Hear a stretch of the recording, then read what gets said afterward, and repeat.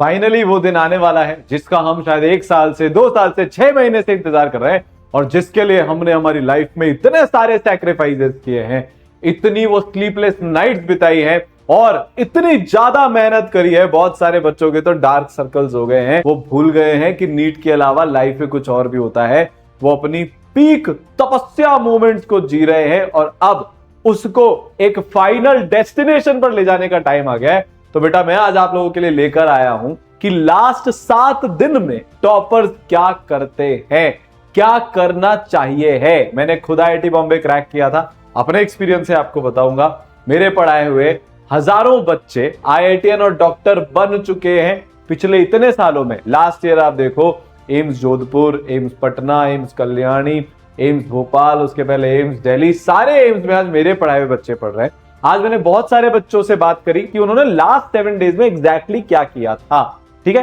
पर मैं आपको एक बात बताता हूं, लास्ट के 7 डेज आपके एक्चुअल मार्क्स में 100 से 150 मार्क्स का डिफरेंस ला सकते हैं डिपेंडिंग ऑन पेपर कैसा आता है। अगर पेपर टफ आया तो आप 100 नंबर लास्ट के 7 दिन आपके या तो घटा सकते हैं या बढ़ा सकते हैं।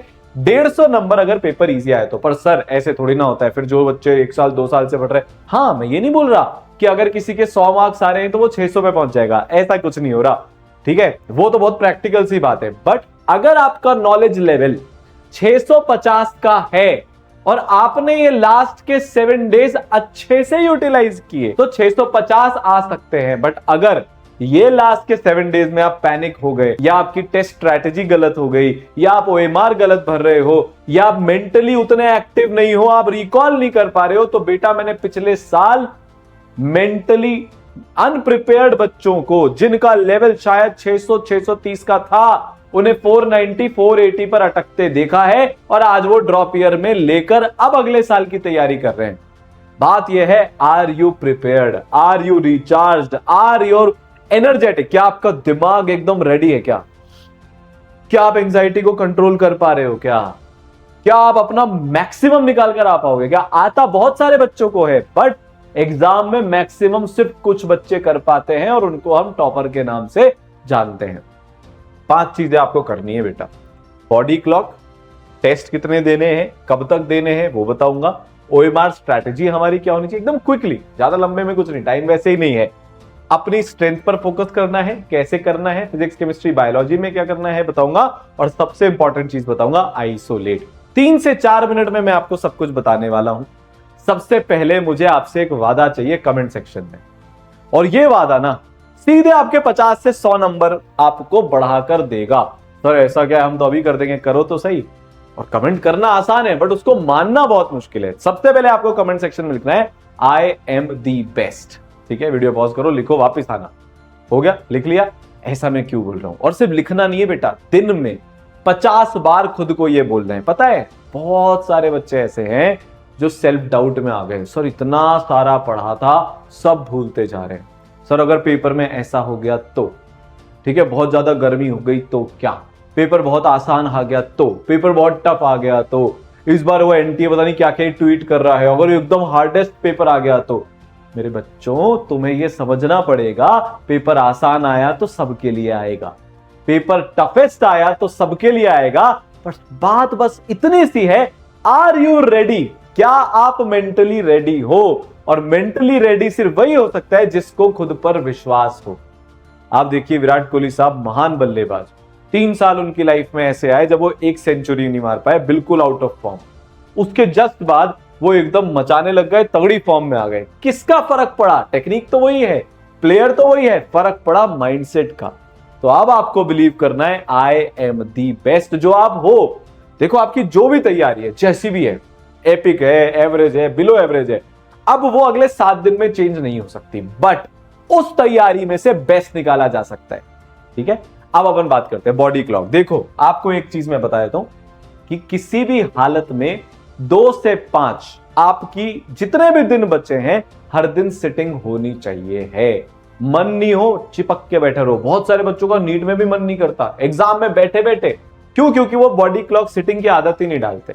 लास्ट ईयर एक बच्चा था, नहीं उसने लास्ट तक किया, 3 घंटे की सिटिंग नहीं करी उसने उस पर्टिकुलर टाइम फ्रेम में, सोता रहा वो एग्जाम के टाइम पर, 3 से 4 वो रोज सोता था, एग्जाम में नींद आने लग गई, एग्जाम में माहौल नहीं बना, 494 पे अटक गया बेटा वो।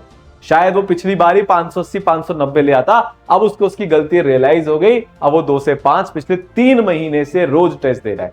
बात समझ गए? पहला पार्ट बॉडी क्लॉक का। दूसरा पार्ट मेरे बच्चा कि आपको ना 12:30 12:30 तक खाना खा लेना है, क्योंकि 1 बजे तक फिर गेट क्लोज हो जाता है, रिपोर्टिंग टाइम पहले का होता है, बहुत सारी फॉर्मेलिटी होती है। अब अगर आपकी बॉडी को आदत रही कि आप 12:30 से 5 बजे के बीच में कुछ खा रहे हो, तो वहां भी भूख लगेगी और अंदर बेटा कोई मैगी देने नहीं आने वाला, अंदर कोई पराठे नहीं खिलाएगा, है ना। तो जैसा एग्जाम में होगा, एटलीस्ट अब तो हम हमारी वो आदत डालें।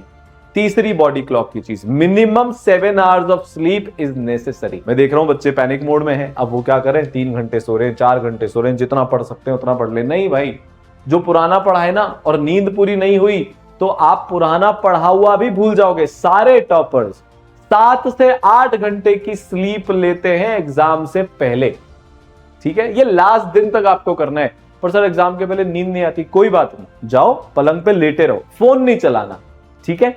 बात समझ में आ गई? तो ये पहली चीज है। बॉडी क्लॉक के 3 पार्ट हो गए। 2 से 5 बैठना है, 12:30 से 5 में कुछ नहीं खाना है, और तीसरा 7 से 8 घंटे सोना है। अगर आप लेट नाइट तक पढ़ते हो, 3 बजे तक पढ़ते हो, 10 बजे उठते हो, वैसा ही शेड्यूल रख लो, लास्ट मोमेंट पर शेड्यूल चेंज नहीं करने, ठीक है। पर अगर आप 6 बजे सोते हो, 1 बजे उठते हो, तो फिर बेटा अभी से शेड्यूल चेंज कर, क्योंकि 1 बजे तो सेंटर पर जाना ही पड़ेगा, ठीक है। दूसरा, आपको 2 टेस्ट पर डे देने हैं। अगर आपके 400 से ज्यादा नंबर आ रहे हैं, तो उससे कम आ रहे हैं तो एक टेस्ट तो 2 से 5 में मिनिमम देना ही है। अच्छा, आप जो 2 टेस्ट दोगे, इसमें से एक टेस्ट बेटा आपका 2 से 5 के बीच में होगा, है ना।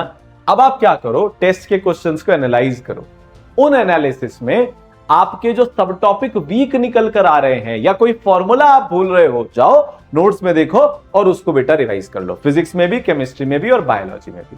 कोई सी चीज है जो आप बार बार भूल रहे हो, बायो में उसको रट लो। फिजिक्स केमिस्ट्री में थोड़ा थोड़ा समझना भी पड़ेगा। जनरली आप ऐसे फॉर्मूला भूलते हो, उसके मल्टीपल कारण होते हैं कि हम उसकी एप्लीकेशन भूल गए, उसकी टर्म्स भूल गए। तो रियलिस्टिकली जो आपकी गलती निकल रही है टेस्ट में, उसको सुधारो, ठीक है। दूसरी चीज, आपको ये जो टेस्ट देने हैं, 2 टेस्ट दे रहे हो या 1 टेस्ट दे रहे हो, डिपेंडिंग ऑन आपके कितने मार्क्स आ रहे हैं, 2 राउंड में देने हैं बेटा। नीट 2025 में जितने भी बच्चे 2 राउंड में पेपर किए, अच्छा, और फिजिक्स से शुरू मत करना, बायोलॉजी से शुरू करना प्रेफरेबली। आप अपनी कंफर्ट लेवल पर लेकर आ जाओ बायोलॉजी से शुरू करके। अभी भी अगर बायोलॉजी से शुरू नहीं कर रहे हो तो वो सबसे सेफ ऑप्शन होता है। आपके 250 260 नंबर पहले आधे पौन घंटे में फिक्स हो जाते हैं, तो आप एक कॉन्फिडेंस हो जाते हो। पिछली बार क्या हुआ था, फिजिक्स बहुत टफ आ गई।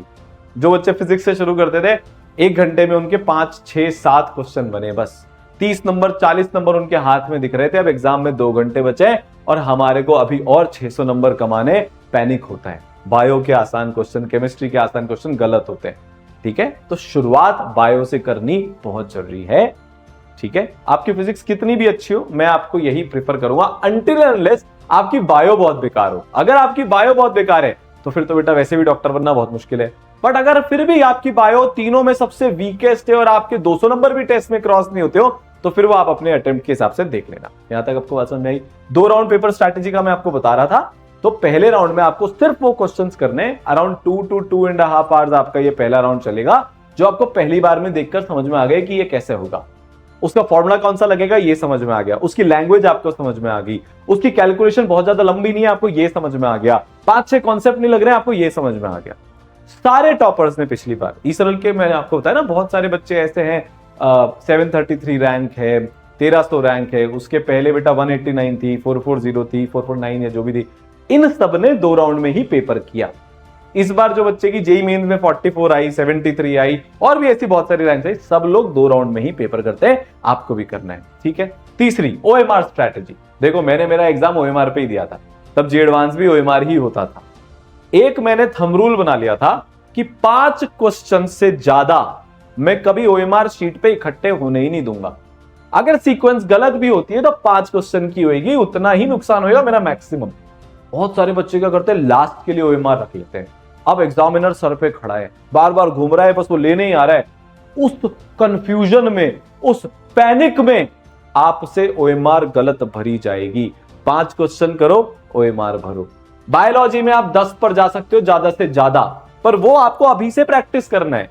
बहुत सारे बच्चे ओएमआर ही नहीं भरते हैं। भाई आप जितने भी टेस्ट दो, एक ओएमआर का प्रिंट निकालो और हर टेस्ट ओएमआर पे दो। It should be exactly like NEET. यहां तक आपको बात समझ में आई है ना? तो फिजिक्स और केमिस्ट्री में तो 5 क्वेश्चन करो, ओएमआर भरो, 3 क्वेश्चन करो, ओएमआर भरो। कितना टाइम बचा है उस पर डिपेंडिंग ऑन। तो होगा क्या, ओएमआर भरते टाइम आपके ब्रेक भी मिल जाता है, ब्रेन को मेंटल ब्रेक हो जाता है, थोड़ा सा चिल आउट हो जाता है, तो हमारी एफिशिएंसी बढ़ती है। यहां तक सबको समझ में आया? चौथी चीज, फोकस ऑन योर स्ट्रेंथ। अब कुछ नया नहीं खोलना। जैसे अगर आपका रोटेशन कमजोर है, भूल जाओ कि रोटेशन था, उसको रहने दो, जाने दो, ठीक है? फ्लूइड नहीं आता, जाने दो। थर्मोडायनेमिक्स, आयनिक इक्विलिब्रियम बड़े चैप्टर है, इलेक्ट्रोकेमिस्ट्री जाने दो। सिमिलरली बायो में भी आपको पता है। यहां तक बात समझ में आ गई? आपकी जो स्ट्रेंथ है अब आपको वही जिताएगी। कुछ बहुत ही बेसिक सी चीजें हैं, कोई बहुत ही आसान से चैप्टर है तो आप उनको कर सकते हो, but majority believe in your self, believe in your strength कि आपने 6 महीने, 1 साल, 2 साल में बहुत कुछ किया है और वो आपको अब काम में आएगा। 5वीं चीज बेटा और सबसे जरूरी चीज, ज्ञानचंद रायचंद से दूर रहना है। मैं आपसे ये बोलूंगा, बहुत प्रेफरेबली आपसे बोल रहा हूं कि कोई भी व्यक्ति जो नीट दे रहा हो, आपका दोस्त, आपका भाई, आपकी बहन, जो भी हो, इनसे हमें कोई बात नहीं करनी। वरना आप एक बहुत अच्छे मूड में हो, आपका माइंडसेट बहुत पॉजिटिव है, उनके दिमाग में अगर कुछ टेंशन चल रही है, उनके दिमाग में पैनिक चल रहा है, तो वो अपना पैनिक आपको ट्रांसफर कर देंगे। एनटीए का कोई ट्वीट वगैरह हमें नहीं देखना, कोई इंफॉर्मेशन के पीछे नहीं भागना। कोई बहुत जरूरी चीज होगी मैं आपको आकर बताऊंगा, ठीक है? यहां तक बात समझ में आई? क्लियर हो गया? ये सब नहीं देखना कि अरे वो पेपर हार्ड बना देंगे कि पेपर इजी बना देंगे। पेपर बना दिया उन्होंने, जैसा भी बनना था बन गया, वो आपके कंट्रोल में वैसे भी नहीं है, ठीक है? तो टॉक टू नोबडी। नोबडी में कौन आता है? जो नीट में इन्वॉल्व है। आप अपने दोस्तों से बात करो जो नीट में इन्वॉल्व नहीं है बेटा, जिनका इस साल कुछ लेना देना नहीं है, तो वो आपसे दुनिया भर जहान की बातें करेंगे, आपको हल्का फील होगा, ठीक है? आपके घर में आपके एग्जाम रिलेटेड डिस्कशन चल रहे हैं, सबसे बोल दो कि प्लीज आप 7-8-10 दिन तक अपने आप पे कंट्रोल रखो, कोई भी एग्जाम रिलेटेड डिस्कशन हमें नहीं चाहिए। तीसरी चीज, रोज आधा घंटा प्राणायाम करना है। आपको अच्छा लगे बुरा लगे, आप मेरी सिर्फ ये एक बात मान जाओ बेटा, 50 नंबर बढ़ जाएंगे।